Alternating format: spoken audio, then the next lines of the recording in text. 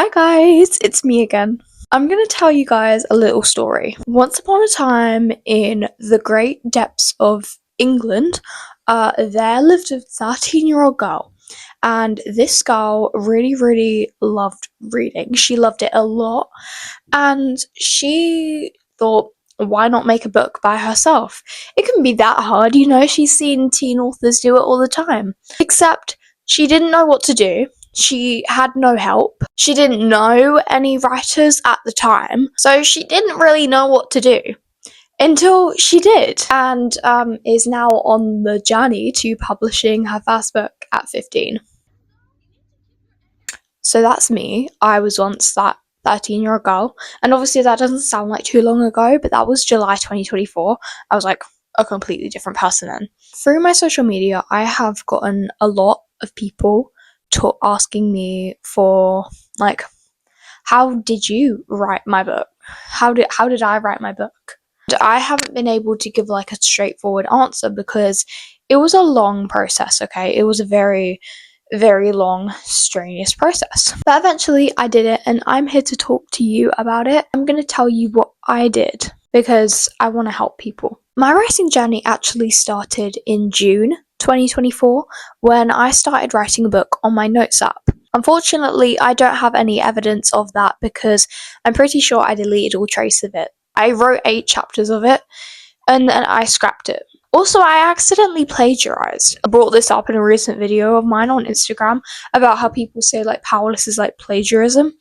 And I can understand that. However, I did that as well. In one of these things, I accidentally wrote like, to the world she is formidable, to me she is the world.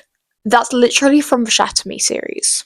I didn't even realize it at the time. After I made that, I came up with a new idea. How about I make a book where, now my book is like fantasy dystopian, but it was originally just dystopian, so it was set in this world.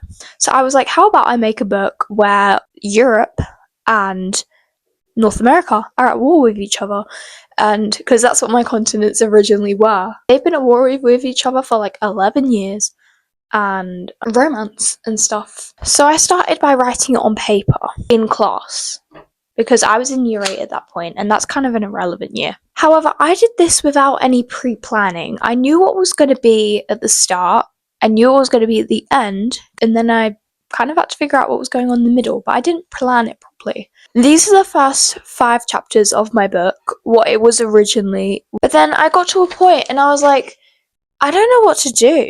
So instead of like pre-planning it, which is something I should have done, always plan your stuff ahead, guys. Even if you want to change a little bit, make sure it's planned ahead, which is something I didn't do. Moving on to the summer holidays between year 8 and year 9, I wrote this scene, which is also a very important scene. So I made sure I got all of the like important points out of the way first, and then I started typing it up. However, because I was just like so stuck, I think I wrote like the first 6 chapters. I didn't know where to do. Chapter 7 was like actually my problem child. My problem children were chapter 7, chapter 11, and chapter 29. They were so hard for me to write at the time. I don't know what it was. It was because chapter 7 is like the only like physical fighting scene in the book. And I didn't know how to write a fighting scene. I can't fight for the life of me, never gotten into one, thankfully. So I realised I wasn't really getting anywhere with my book, so I decided to create a separate folder for separate scenes, basically. So if I wanted to like write a scene ahead and type it up, say for example the ones that I'd already written on the paper, I could just type them up in that separate folder and then add them all together later. I've never actually seen anyone else do this, but it is something I would recommend if you are struggling with writer's block, because during this time, kind of like winter of 2024, I didn't write anything. I had such bad writer's block at that point, so that is something I do recommend. However, it's only something if you are able to piece it together, because during draft 2 I had to change like quite a lot because there was some bits, just a few small chunks that I missed out when writing scenes, but it all came together eventually. We'll get to that later. During that time period, I also ended up coming up with like another little plot line, which actually ended up being like the whole reason behind the war.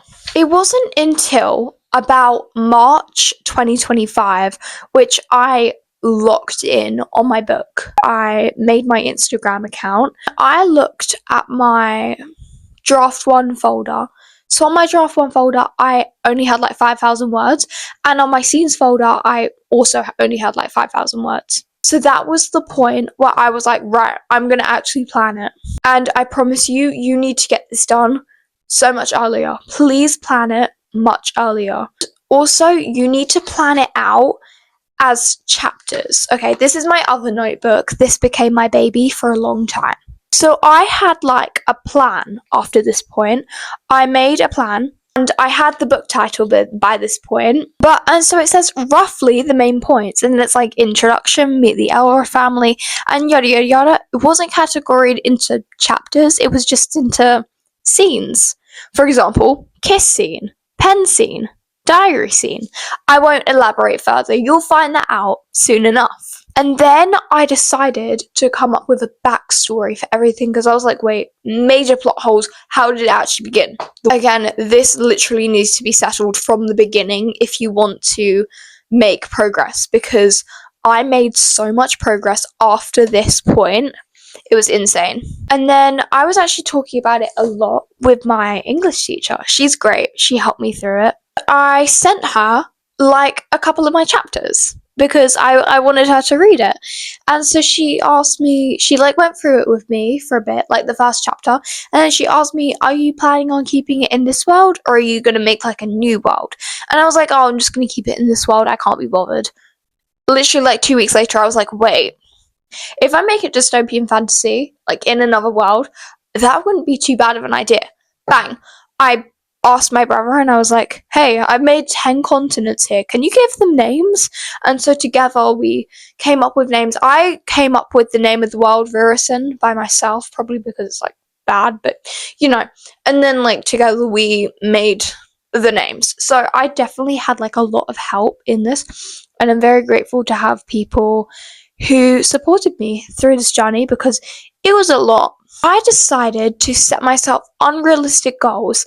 Now, I just want you to be aware, this doesn't work for everyone. Not everyone can work under pressure, under stress, and under like these unrealistic expectations. However, if you are someone like me who thrives on that, I do recommend this. So, it was like March, April time. And I said to myself, right, if I really want to lock in on this book and I only have 10,000 words right now, I'm going to get 50,000 words done by the time like we break up for the summer, which was like July 20th or like July 21st or something like that. So I had like 4 months to write 40,000 words. The night before, the day before the last day of term, so, like, say we finish on, like, the 21st of July. The night of the 20th of July, I hit 50,000 words. And I remember because it was almost exactly 50,000 words. It was 50,001 word. And then I realized, wait, like, I can't be that far off, I guess. And I wasn't. I was completely right. So, I set myself another goal. I set myself another goal because that seemed to work really well in my head. I'm going to finish my first draft by the time we get off of school. So that's 6 weeks. Our summer holidays is six weeks long. I'm jealous of all you Americans who get like 2-3 months off to finish my first draft. I didn't know how long it was going to be because obviously I was relying on both my draft one and also my scenes. I'd kind of left my draft one alone by this point, and I was mainly working on the scenes. So again, this is only a strategy you can do if you can like rearrange them. Another thing I did when I had writer's block is around that same like March, April time, maybe even May, I started working on other projects. So doing that really helped me boost my creativity, just like taking a break and working on something else. Because I found when I took a break from writing overall, I would just lose more and more motivation, and then it just led into like months of literally no writing. However, if I took a break from it, but then pursued something else for a bit, it really helped actually, and it definitely helped me hit my goal. During the summer holidays, I managed to complete my first draft. We went back to school for year 10 on September 3rd. This is where my memory is a bit better, obviously. So we went back to school on September 3rd, and I finished my book on September 1st. So again, just about did it, but I still did it. My first draft of Fate to Fall ended up being 76,000 words overall. And then I pieced it all together and voila, my first draft, which took me like a year and 2 to 3 months. A long time. Finally onto the second draft. It actually felt like freedom to me. We unfortunately never use these again until later on, when I write more books, obviously. What I did is, obviously, I record all of this on my iPad, and then I stole my dad's iPad as well. Because I write on my iPad, but so that I didn't have to keep like flipping back and forth, I had my draft 1 open on my dad's iPad, and then I had my second draft that I was currently writing open on my iPad.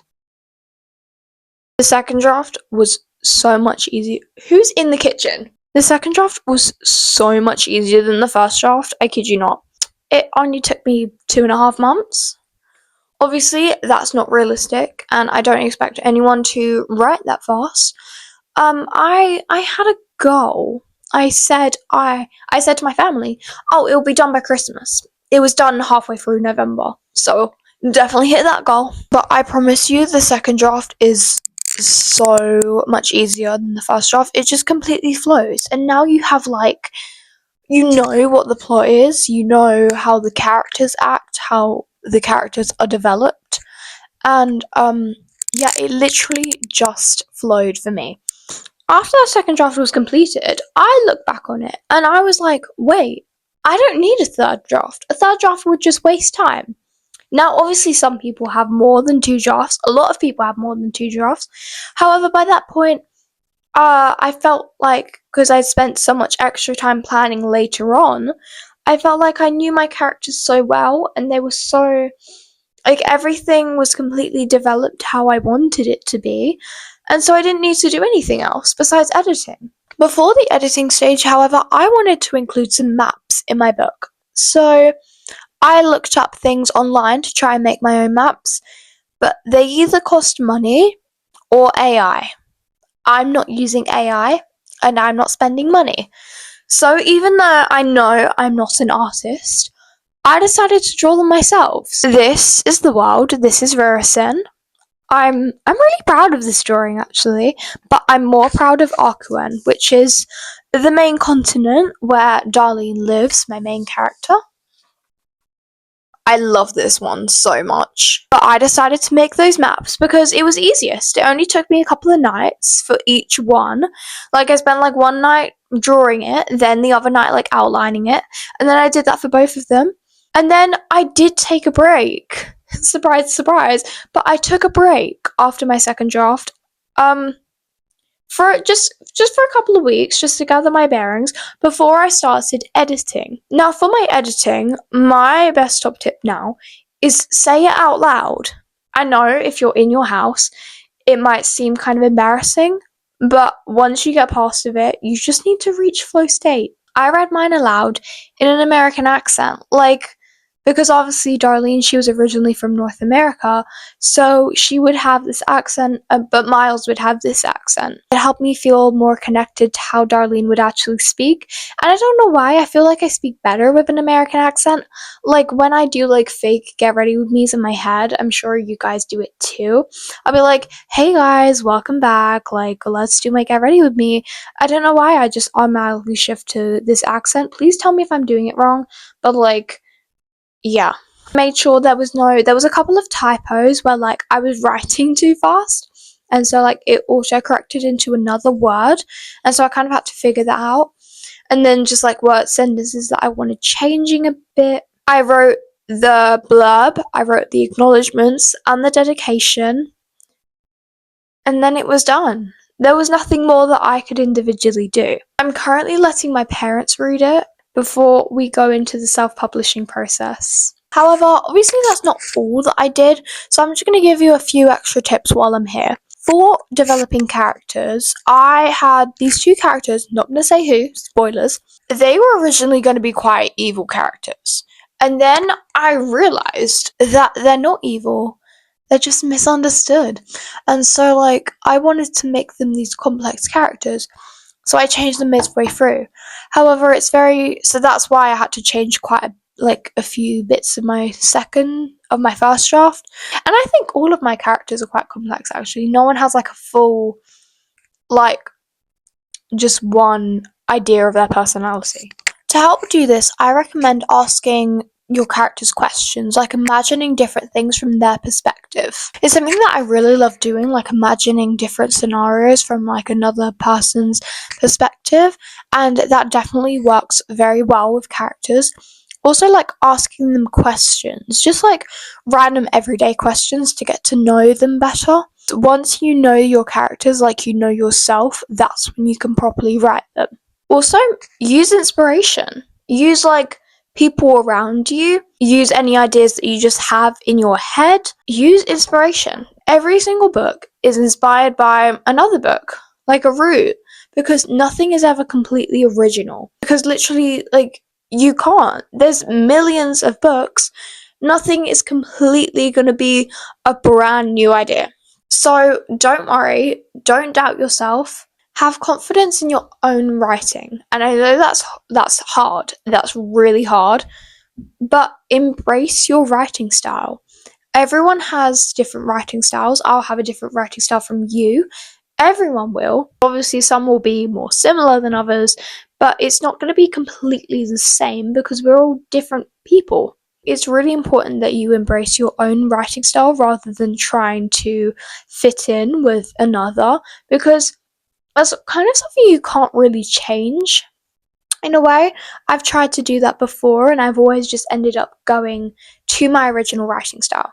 Hey, so I forgot to say this in the actual thing, but like, on the topic of like being yourself with your own writing style, don't try to please other people with your writing, because there'll be a book that I absolutely love, but then someone out there will hate. And that's normal because, again, we're all different people. So just literally do it for you.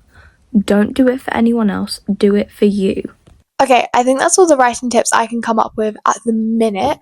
Please do comment like if you enjoyed this video, but also comment if you have any questions for me, because you know, I'm hopefully going to be an author soon within the next few months. I can like answer literally anything you have. But yeah, please do tell me and I will make sure to answer.